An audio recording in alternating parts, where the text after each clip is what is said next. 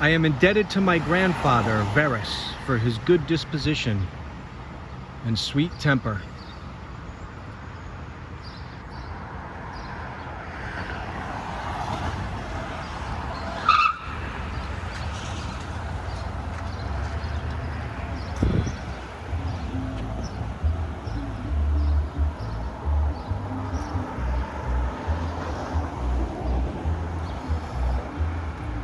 Good morning, everybody. Welcome to the channel.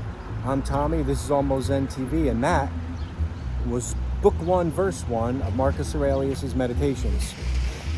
And what I'm going to do here on this series called Meditations on Meditations, I'm going to go through all of them one by one. We're going to meditate on them and just, see if we can learn something. So today it's about 9:30 a.m.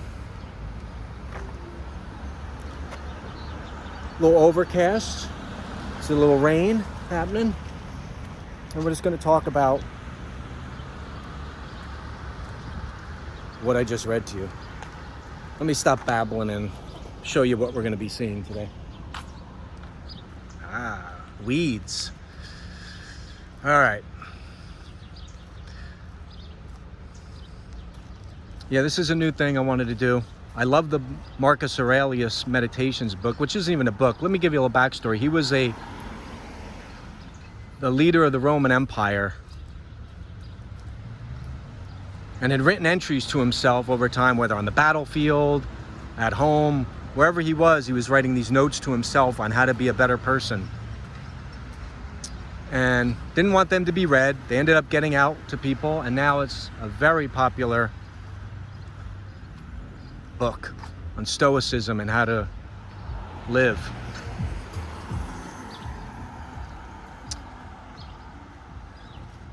And I'm starting with the first one. Let's go over that really quick again. 1.1. I am indebted to my grandfather Verus for his good disposition and sweet temper. That is the Hicks and Hicks translation, which is the one I'm going with. I like that one the best. Here's another version that's very popular with Ryan Holiday, the Gregory Hayes version. In this one, the line goes, my grandfather Verus, character and self-control. See how it kind of cuts it off there, just very minimal. And then there's the classic one, which is the old 1800s one, which is the famous one that everybody's using for free.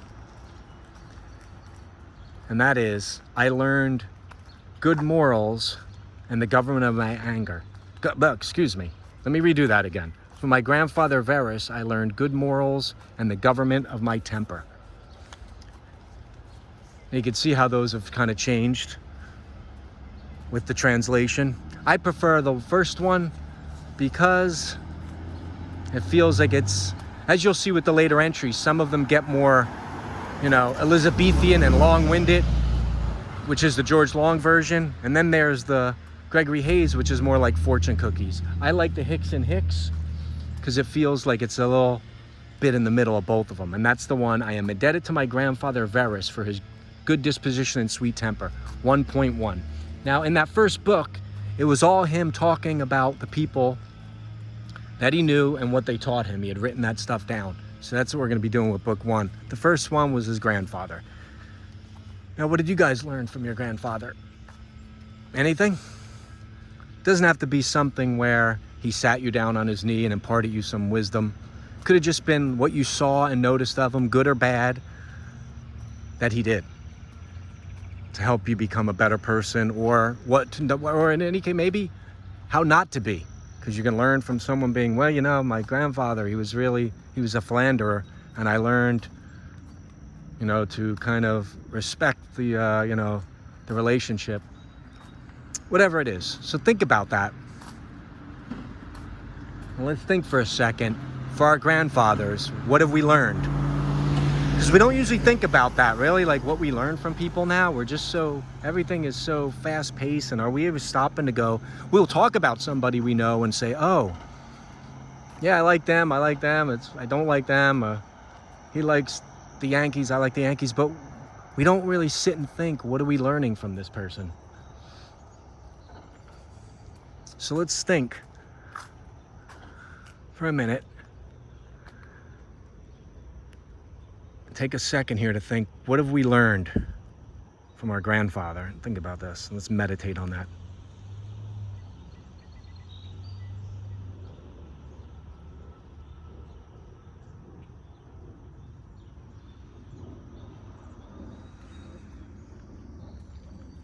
I started thinking about it as I was preparing to do the video, and I thought, well, my grandfather was my father, raised me. So there's a lot of things, but I never really thought too deeply about it. And that's another thing that this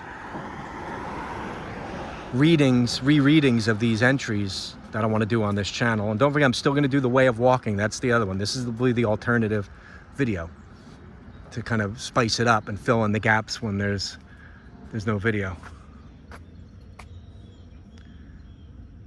But I never really thought about it, what I learned.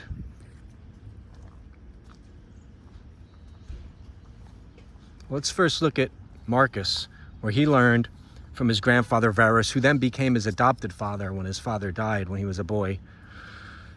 His good disposition. The Hayes translation calls it character. And the George Long, his good mood.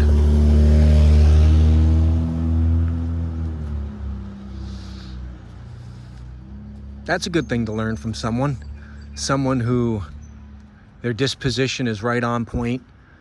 Like, because we all know we've run into people. Say you're in the line in UPS and you're bringing a package and that person's got a bad disposition and they decide to unleash their personality on you, and now you're taking that with you the rest of the day. Like, man, that person's really a downer. It reminds me of the Mark Maron joke where he said he went to go buy something at a corner store and the guy was a jerk at the counter. And he's like, man, what's with that guy? And he goes, see, he did that to me. He obviously had it held from somewhere, from something that happened to him, and he carried it over to Mark Maron. And then Mark goes, and then I give it to the next person, and it goes on and on and on to the next person until somehow it all ends up in the Middle East. So that's a funny joke. But yeah, that's a big one because, well, you know, someone's disposition, that can then affect you. Even if it's a 3-second meeting, if they're like, man, this person's really down, that sets you off and maybe turns you on a path the rest of the day to kind of be in that mood. Which is another reason why they say the people you hang out with are, if they're complainers, then you'll start complaining over time. You'll take on the color of those people you hang around with. Now, in the case of a UPS person, you're in and out and you don't have to hang around them, but it still becomes something that affects you in that moment. So to have a good disposition, that ain't a bad thing, that's a good thing. And he learned that from him.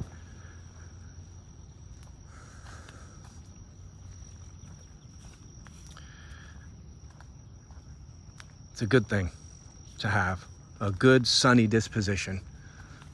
You'll set people on a good path when you come across them, you talk to them with that in mind. That, hey, you know what? Whatever I say to this person, it's going to affect them. Like, they might carry this around. They might have had a good day, and then I turned it into a bad day. And it doesn't have to be a bad day because you could just stop it there. But most people, that attaches to you, and then it throws you off. So you be conscious of that and say, you know what? This person might be having a bad day, and I might make it worse. And who knows what that trickle effect, that butterfly effect is going to be. So maybe I'll just have a good disposition. Even if I'm in a bad mood, let me not be that way, because no one else deserves to be hit with that. So it's a pretty simple way to look at that. And then we look at the second thing that he was indebted to his grandfather for, his sweet temper. Ooh, that sweet, sweet temper. Hayes calls it self-control. George Long called it the government of his temper. So that sweet, sweet temper. Now, we don't use that terms really to describe that, but that evenness of temper, not getting mad over something, maybe not even getting too high or too low. It goes along with disposition, just keeping it nice and light.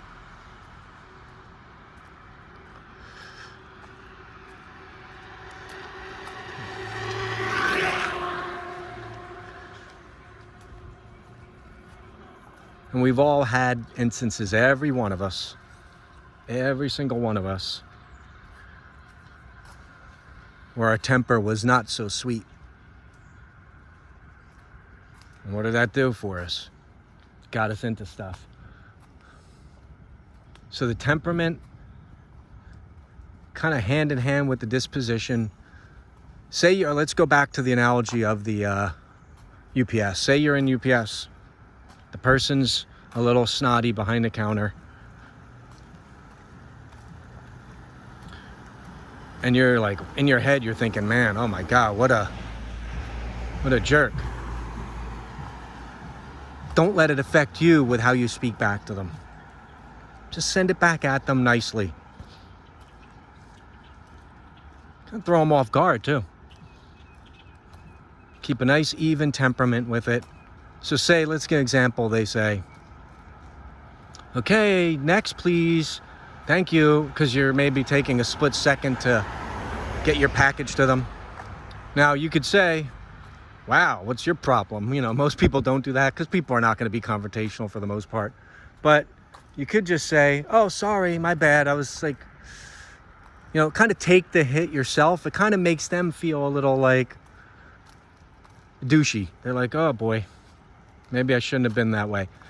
But even if it doesn't, you did the right thing on your end. Maybe they still a jerk to the next person, but most likely they're going to be like, man, I was a jerk, because it shines the light more on them, what they did and how they talk to you. It'll shine it more when you're so nice back. And like I said, it won't help to get mad back, because then that's just going to start, where is that going to go? People are so quick to like, oh, I'm going to say this. Where's it going? I'll have an instance where you have some issue on eBay and someone says something jerky to you and they're just not nice in their email, and your inclination will be to, oh man, I'm going to say something real. But what's that going to do? They're just going to fight more. So take a breath, even out that temper, think about the ramifications, which again, people do not do much. Everything is quick twitch because of the internet world and social media. We're quick twitch to say something and not think things out before we hit send or type something. And mindfulness will help with that, and we're going to go over that on the channel for the Way of Walking videos, of course. But those two things kind of go hand in hand, and what a great lesson from Grandpa Verus, adopted father, paternal grandfather of Marcus Aurelius.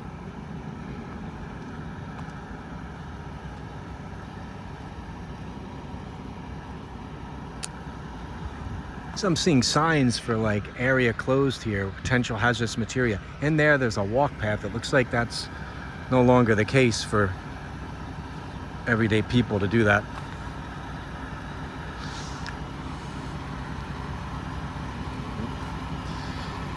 So let's now take a minute or two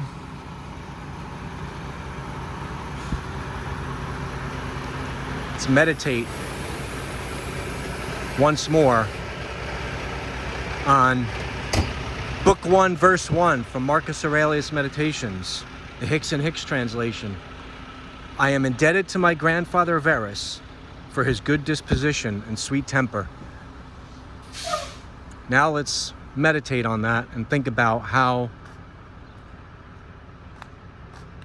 we handle those two things in life, and our disposition, how that is, and our temperament. And also think about what our grandfather has given us to think about and what we carry down.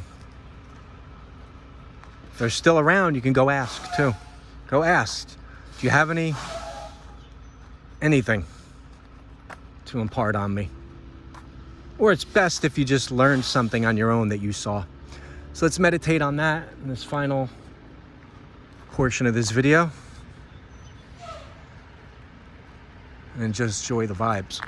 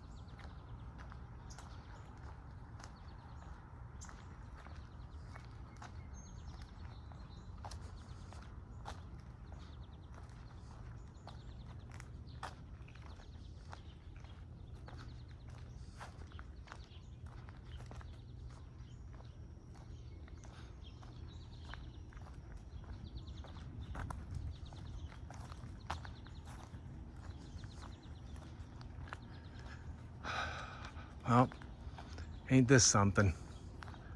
The end of this video, looks like we got a rooster and whatnot walking across the middle of the street. What the heck is going on here?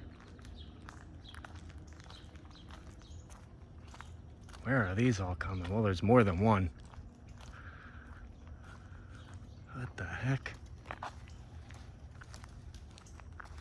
Oh. They live here.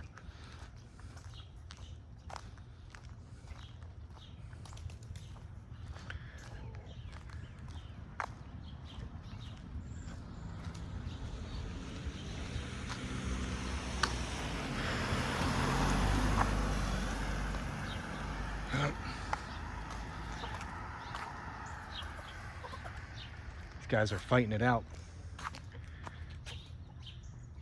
This guy's got the black sheep of the family here.